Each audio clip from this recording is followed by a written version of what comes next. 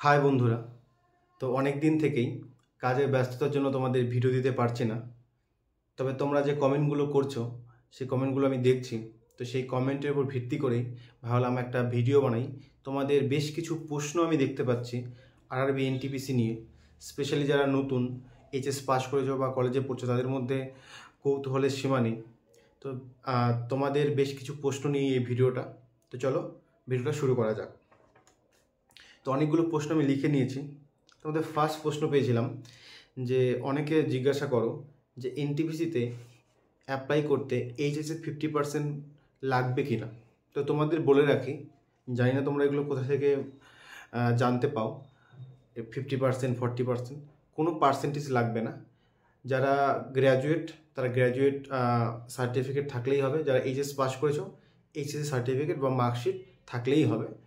কোনো 40, 50, 60% কোনো পার্সেন্টেজ লাগবে না।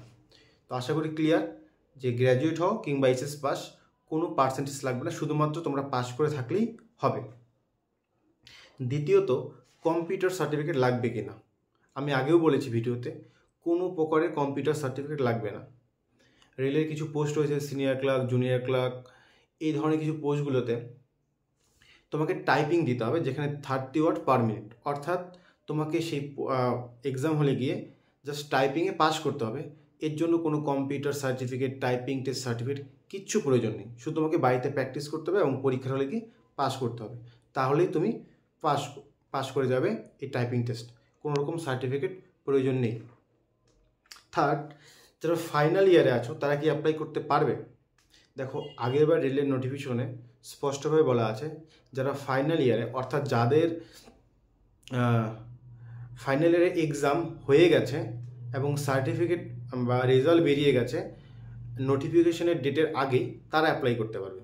ধরে নাও এবার যদি 2024 সেপ্টেম্বর নাগাদ নোটিফিকেশন বের হয়, যারা সেপ্টেম্বরের আগেই তাদের ফাইনাল ইয়ারের এক্সাম দেওয়া কমপ্লিট, তারাই শুধুমাত্র এই পরীক্ষার জন্য অ্যাপ্লাই করতে পারবে। মানে কমপ্লিট বলতে তোমার পরীক্ষা দেওয়ার পর যে রেজাল্টটা বেরিয়ে যায়, সার্টিফিকেট পরে 1 বছর পরে বেরোয়, সার্টিফিকেট না হলেও চলবে, রেজাল্টটা যদি বেরিয়ে যায় তাহলেই তুমি অ্যাপ্লাই করতে পারবে। তুমি যদি ফাইনাল ইয়ার এক্সাম দাও, মানে সেপ্টেম্বরে তোমার নোটিফিকেশন বেরোলো, তুমি সেপ্টেম্বর বা অক্টোবরে ফাইনাল ইয়ারে এক্সাম দাও, তাহলে তুমি অ্যাপ্লাই করতে পারবে না। অর্থাৎ তোমার এক্সাম হয়ে যেতে হবে আগেই, তাহলে তুমি অ্যাপ্লাই করতে পারবে। না হলে তুমি শুধুমাত্র এইচএস লেভেলের পোস্টগুলোর জন্য অ্যাপ্লাই করতে পারবে। আরেকটা প্রশ্ন খুবই পাই যে CBT 1 এক্সাম কোথায় পড়বে, CBT 2 এক্সাম কোথায় পড়বে। দেখো, CBT 1 এক্সাম নর্মালি তোমার বাড়ির আশেপাশে যে সেন্টারগুলো আছে সেখানেই পড়বে। উদাহরণস্বরূপ, যদি তুমি নর্থ বেঙ্গলে হয়ে থাকো তাহলে শিলিগুড়িতে পড়বে, ম্যাক্সিমাম চান্স রয়েছে, বা কখনো কখনো গুয়াহাটিতেও পড়তে পারে। যারা সাউথ বেঙ্গলে আছে তাদের কলকাতাতে পড়বে কিংবা কল্যাণীতে পড়বে, এগুলোতেই পড়বে। মানে তোমার বাড়ির আশেপাশে যে কম্পিউটার সেন্টারগুলো আছে সেখানেই পড়বে, রাজ্যের মধ্যেই পড়ে। আর CBT 2 পরীক্ষাটা ম্যাক্সিমাম আমি দেখেছি আগেরবার আমাদের সময় রাজ্যের বাইরে পড়ে। যেরকম আমার আরবি মালদা ছিল, আমার গুয়াহাটি পূর্ণিয়াতে পড়েছিল। আবার লেভেল 6-এর এক্সামটা গুয়াহাটিতে পড়েছিল, অনেকের উড়িষ্যায় পড়েছে, অনেকের ঝাড়খণ্ডে পড়েছে। তো CBT 2 এক্সামটা বেশিরভাগই রাজ্যের বাইরে পড়ে। এক একটা আরআরবির পরীক্ষা একটি জায়গায় পড়ে থাকে। ধরো আরআরবি মালদা তুমি অ্যাপ্লাই করলে বা আরআরবি কলকাতা, সেটা পরীক্ষা যদি ঝাড়খণ্ডে হয় তো সবারই ম্যাক্সিমাম ঝাড়খণ্ডেই হবে, মানে একই আরআরবি থেকে। তো CBT 1-এর পরীক্ষাটা বাড়ির কাছেই হবে এবং CBT 2 পরীক্ষাটা বাড়ির বাইরে বা পরে মানে অন্য রাজ্যেও হতে পারে বা হওয়ার সম্ভাবনাই বেশি। তো সেটা নিয়ে ভয় পাওয়ার কিছু নেই। যখন পরীক্ষা দিয়ে যাবে অনেকের সাথে পরিচয় হয়ে যাবে, অনেক সঙ্গী পেয়ে যাবে যারা পরীক্ষা দিয়ে যাবে, কারণ কি সবারই প্রায় বাইরে পরীক্ষা হয়ে থাকে, সেটা নিয়ে টেনশন নেই। আরেকটা প্রশ্ন, পরীক্ষা কি বাংলায় দেওয়া যাবে? আমি এটা আগেও বলেছি, সংবিধানে 22টি ভাষা আছে স্বীকৃত। এই 22টি ভাষা যে কোনো ভাষাতে তুমি পরীক্ষা দিতে পারবে। তুমি বাংলা, হিন্দি, অসমীয়া, যে কোনো ভাষায়, তোমার যে ভাষায় তুমি সুইটেবল, কমফোর্টেবল, সেই ভাষায় তুমি অ্যাপ্লাই করতে হবে। তবে বাই ডিফল্ট ইংলিশ সেখানে থাকবে। ধরো তুমি বাংলা ভাষায় পরীক্ষা দেবে বলে বাংলা সিলেক্ট করলে, যখন অ্যাপ্লাই করবে তখন বাংলা সিলেক্ট করলে, যখন পরীক্ষা হলে পরীক্ষা দিয়ে যাবে তখন প্রশ্নগুলো তুমি বাংলায় পাবে। তবে চাইলে সেই প্রশ্নটা সঙ্গে সঙ্গে আবার ইংলিশে ট্রান্সলেশন করে নিতে পারো, মানে ইংলিশ ওখানে থাকবে বাই ডিফল্ট। তো যে কোনো ভাষায় চুজ করো না কেন, ইংলিশ সেখানে থাকবে। তোমরা অনায়াসে বাংলায় চাইলে বাংলায় পরীক্ষা দিতে পারো।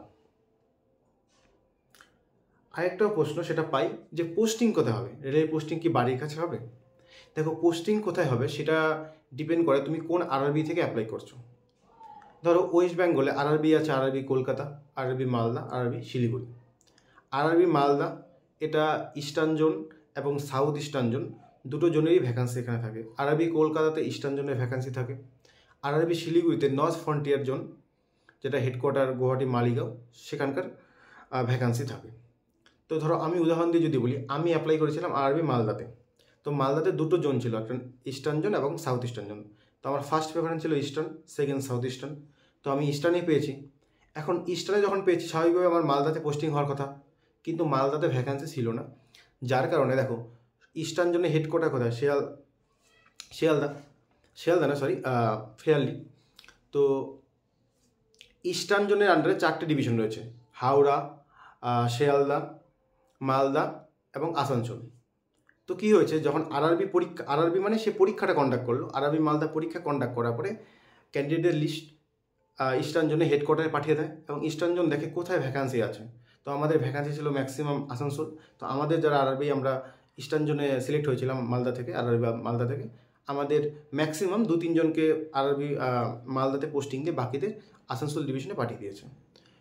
তবে চান্স থাকে তুমি যে আরআরবিতে অ্যাপ্লাই করছো সেই আরআরবি ওখানেই পোস্টিং দেওয়া। যেরকম কলকাতা আরআরবিতে অ্যাপ্লাই করলে তোমার পোস্টিং হাওড়া অথবা শিয়ালদাতেই হওয়ার চান্স বেশি। তুমি যদি নর্থ বেঙ্গল হয়ে থাকো তাহলে তুমি আরআরবি শিলিগুড়িতে অ্যাপ্লাই করতে পারো। আরআরবি শিলিগুড়িতে যারা যারা অ্যাপ্লাই করে তাদের ম্যাক্সিমাম পোস্টিং দিয়ে দেয় আলিপুরে এবং কাটিহার।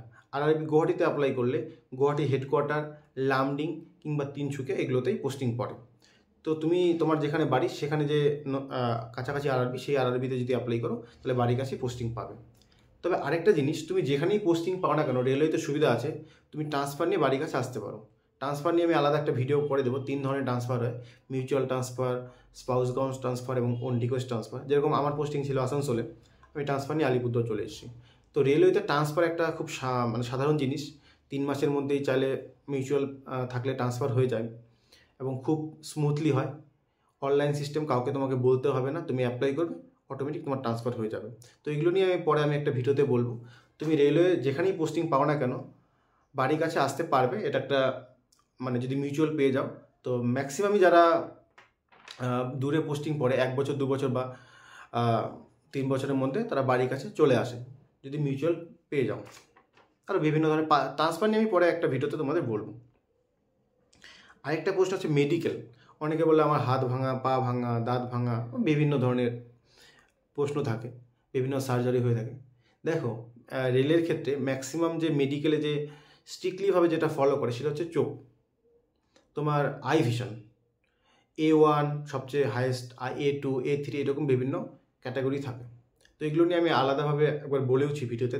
তোমরা যদি জানতে চাও আমি আবার ভিডিও করে জানাবো, একটা ভিডিওতে সব বলা সম্ভব নয়।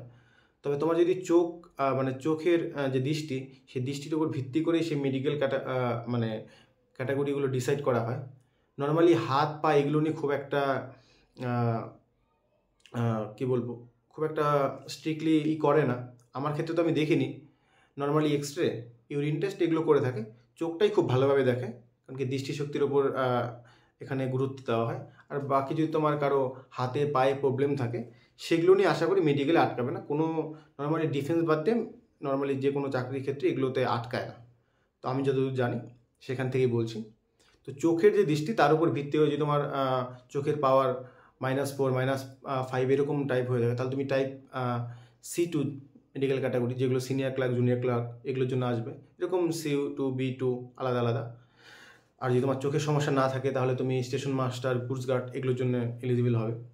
তো আলাদা আলাদা ক্যাটাগরি রয়েছে। তো এই কয়েকটাই আমি প্রশ্ন তোমাদের পেয়েছিলাম। আশা করি তোমাদের প্রশ্নগুলোর উত্তর আমি দিতে পেরেছি। আর খুব শীঘ্রই হয়তো অগাস্ট সেপ্টেম্বর নাগাদ এনটিপিসির ভ্যাকান্সিও আসতে চলেছে। তো ভালো মতো পড়াশোনা করো। অ্যাকচুয়ালি এখন অফিসে কাজের চাপ এবং তার সাথে সাথে নিজের জীবনটাও উপভোগ করছি, নতুন চাকরি যেহেতু, এই জন্য আর সময় হচ্ছে না, ভিডিওগুলো খুব দিতে পারছি না। তো আমি চেষ্টা করব তোমাদের তাও ভিডিও দেওয়ার, তোমাদের যা প্রশ্নগুলো আছে সেগুলো উত্তর দেওয়ার। তো আরও যদি তোমাদের প্রশ্ন থাকে এই এনটিপিসি রিলেটেড, তোমরা প্রশ্নগুলো কমেন্ট করে জানিও, আমি চেষ্টা করব ভিডিও করে তোমাদের উত্তর দেওয়ার। তো ভালো থাকো আর পড়াশোনা করো, নিজের স্বপ্ন পূরণের উদ্দেশ্যে এগিয়ে চলো। দেখা হচ্ছে পরের ভিডিওতে।